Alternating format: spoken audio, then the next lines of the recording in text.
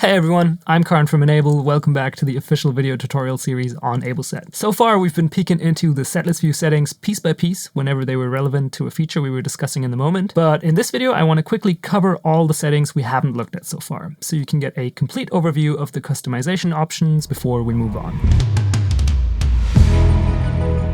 What's really great about AbleSet is that these settings can be different for each remote device that is connected. So I could, for instance, have auto-expand the current song off on my computer over here, but then go into my iPad and enable it. Okay, let's dive into the settings. We can open them with this cogwheel down here, and the first option we're going to see is the Show Audio Interfaces one. Now, this is grayed out because at the moment we don't have any compatible audio interfaces connected, but we'll look at that some more in the video on redundancy. The next option is Show Remaining Song and Setlist Time. If you disable this, then you will only see the full time of your setlist and the full time of your song, not the song progress. We already covered the section-related settings in the sections video, so go check that out over there. In Setlist view, we always have some information about the currently playing song down here in the left. I can see my current BPM, the time signature, as well as the beat of the current bar. 1, 2, 3, 4. On top of this, I can also choose to show a visual metronome, which will give me an even more clear indication of my timing. 1, 2, 3, 4. Can't deal with the intentions. Also, I have the option to hide the time signature if I don't need that. With the next option, you can choose to show Ableton's global quantization down here.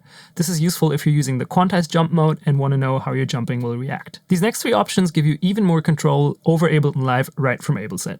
I can, for instance, decide to show the record indicator so I could start recording right from AbleSet, and that way AbleSet can be useful even outside a playback scenario. For instance, I could open it on my phone and remote engineer myself in the studio. On top of that, I can choose to show the bar jump buttons. This gives me even more granular control over where I am in the timeline, so I can choose to jump forward and backward by one bar at a time. And finally, I can choose to show a Reenable automation button down here. This mirrors the Reenable automation button that I have in Ableton Live itself. And if you're familiar with working with automation in Ableton, you know that as soon as I move an automated parameter in Ableton Live, the automation will get deactivated. I now have the option to reactivate this automation right here from AbleSet. And that's all there is to it. Tune the setlist view per device, decide whether you want totals or remaining song times, customize your song info, and if you want deeper control, bring record, bar jump, and Reenable automation into reach right from AbleSet. Now that we've covered all there is to setlist view, we'll move on to performance view and all its capabilities. Stay tuned. If you find these videos helpful, leave us a like and subscribe. Get your copy of AbleSet at ableset.com and check out Reenable for more tips on playback and Ableton Live.